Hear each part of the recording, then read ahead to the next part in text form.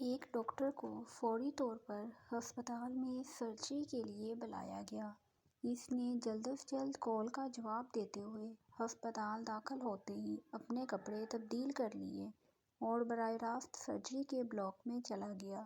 وہاں اس نے ایک لڑکے کے والد کو انتظار کرتے ہوئے دیکھا۔ ڈاکٹر کو دیکھ کر لڑکے کا والد زور سے چلایا، "آپ اتنی دیر سے کیوں آئے ہیں؟ کیا آپ کو نہیں پتا کہ میرے بیٹے کی زندگی خطرے میں ہے؟ آپ کو آپ کی ذمہ داری کا پتہ ہے بھی یا نہیں؟" ڈاکٹر مسکرایا اور کہا، "مجھے افسوس ہے، میں ہسپتال میں نہیں تھا اور میں فوری طور پر کال ملتے ہی آیا۔ میں چاہتا ہوں آپ پرسکون ہوں تاکہ میں اپنا کام کروں۔ پرسکون ہو جاؤں؟ اگر آپ کا بیٹا ابھی اس کمرے میں ہوتا تو کیا آپ پرسکون ہوتے؟ اگر آپ کا بیٹا مر رہا ہوتا تو آپ کیا کرتے؟" والد نے غصے سے کہا۔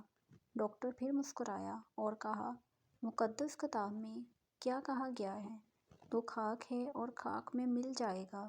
خدا کا نام مبارک ہو۔ ڈاکٹر اپنی پوری کوشش کر سکتے ہیں مگر زندگی خدا کی دین ہے۔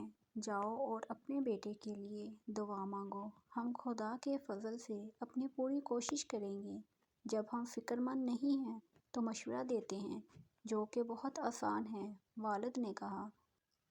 سرجری کے کچھ گھنٹے بعد ڈاکٹر مسکراتا ہوا آپریشن تھیٹر سے باہر آیا اور کہا، "شکر خدا کا، آپ کا بیٹا بچ گیا ہے"۔ ڈاکٹر فوراً وہاں سے چلا گیا۔ "اگر آپ کا کوئی سوال ہو تو نرس سے پوچھ لینا"۔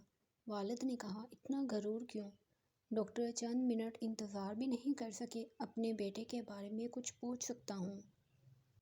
نرس کے چہرے پر آنسو آ رہے تھے۔ اس نے کہا، "کل اس کی اپنے بیٹے کی سڑک حادثے میں موت ہو چکی ہے۔ وہ اس کو دفنانے ہی لگے تھے کہ ہم نے انہیں آپ کے بیٹے کی سرجری کے لیے بلا لیا۔